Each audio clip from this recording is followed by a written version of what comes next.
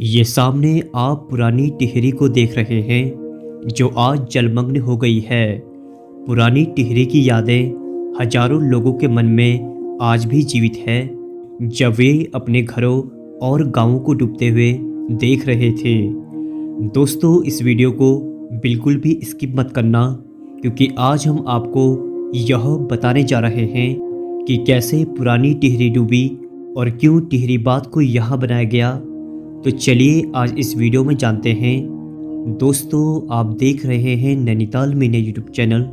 तो चलिए इस वीडियो को स्टार्ट करते हैं। सबसे पहले तो हम टिहरी गढ़वाल के इतिहास का संक्षिप्त रुख करते हैं, फिर उसके बाद हम आपको बांध बनाने के निर्माण से लेकर टिहरी के जलमग्न होने की बात बताएंगे।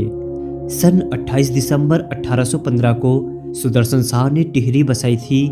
यह स्थान 3 नदियों के संगम भगीरथी, भिलंगना और घृतगंगा से घिरा हुआ था, तब इसका नाम टिहरी रखा गया। 1815 के समय से पहले यहाँ धुनारों की बस्ती हुआ करती थी, जो तीर्थयात्रियों को नदी पार करवाते थे और अपने यहाँ आश्रय देते थे।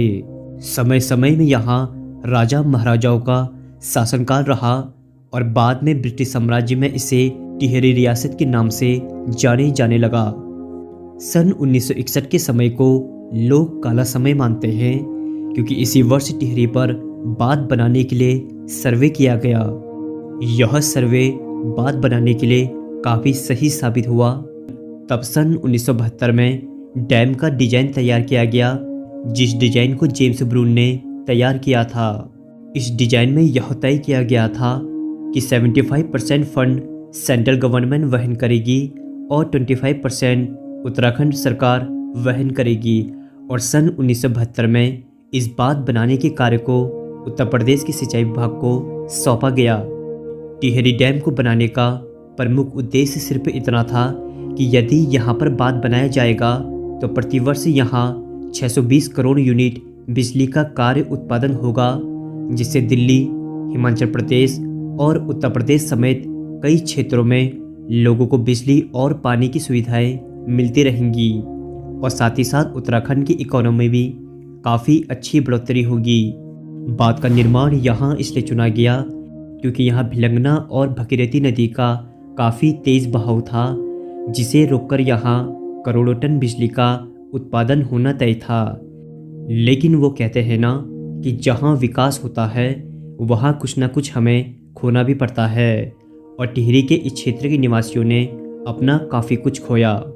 उस समय के पर्यावरणविद सुंदरलाल बहुगुणा समेत कई लोगों ने इस बात के विरोध में अपनी आवाज़ उठाई, क्योंकि Indian national trust for art and culture heritage की रिपोर्ट के अनुसार टिहरी डैम टिहरी कस्बे समेत उसके आसपास के 23 गांवों को संपूर्ण रूप से जलमग्न कर देगा, और उन 23 गांवों से जो कुछ दूरी में 72 अन्य गांव जुड़े हुए हैं, वे गांव भी आंशिक रूप से जलमग्न हो जाएंगे।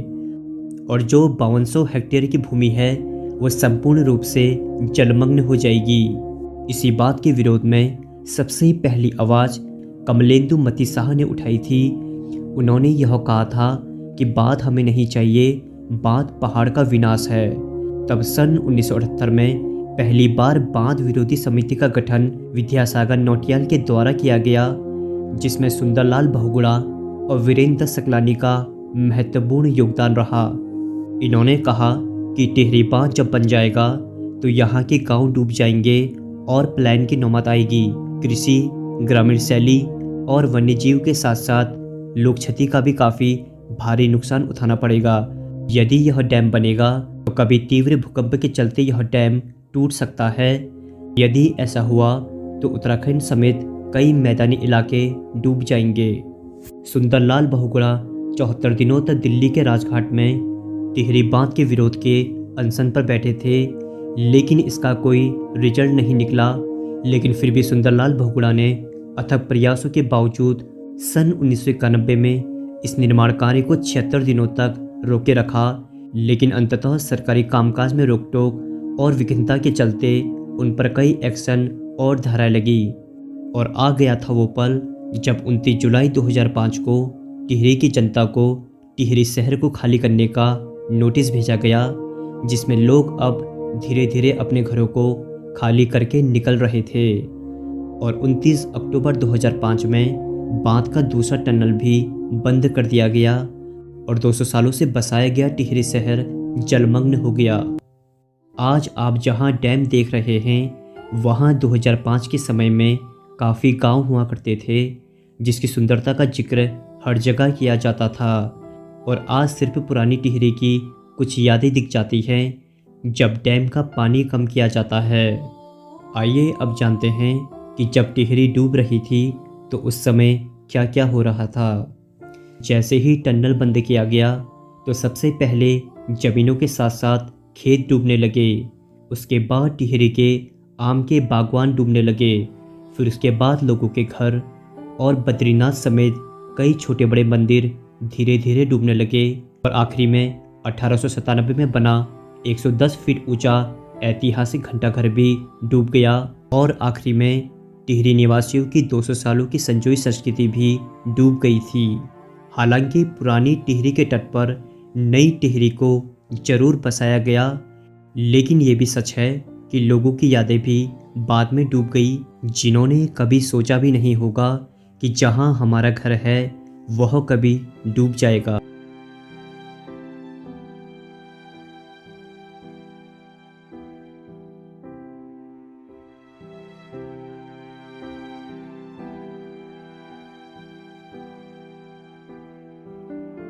दोस्तों, यह वीडियो आपने यहाँ तक देख ली है तो नैनीताल मीडिया यूट्यूब चैनल को सब्सक्राइब जरूर कर लीजिएगा, क्योंकि हम इस चैनल में उत्तराखंड के अतीत से लेकर वर्तमान समय तक की बातें करते हैं। टिहरी बांध का ये आपने इतिहास जरूर जाना होगा, लेकिन टिहरी बांध के बन जाने से आज हमें काफ़ी फ़ायदे मिले हैं। जैसे यहाँ से 2400 मेगावाट बिजली का उत्पादन किया जाता है और रोज़ाना 2,17,000 हेक्टेयर के क्षेत्र में सिंचाई होती है। इस बांध से आज लगभग 1.5 करोड़ लोगों को पीने का पानी मिलता है और हर साल यहाँ लाखों पर्यटक वाटर स्पोर्ट्स का आनंद लेने के लिए आते हैं, जिसमें आज स्थानीय लोगों को एक काफ़ी अच्छा रोज़गार मिला है और काफ़ी हद तक बेरोज़गारी की समस्या भी दूर हुई है। इसके अलावा उत्तराखंड को भारत का सबसे बड़े बांध होने का गौरव भी प्राप्त हुआ है।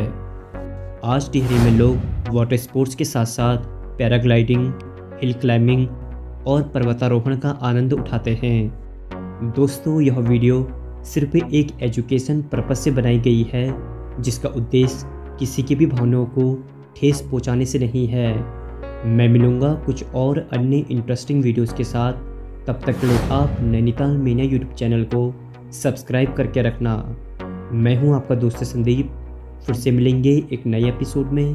तब तक के लिए नमस्कार दोस्तों।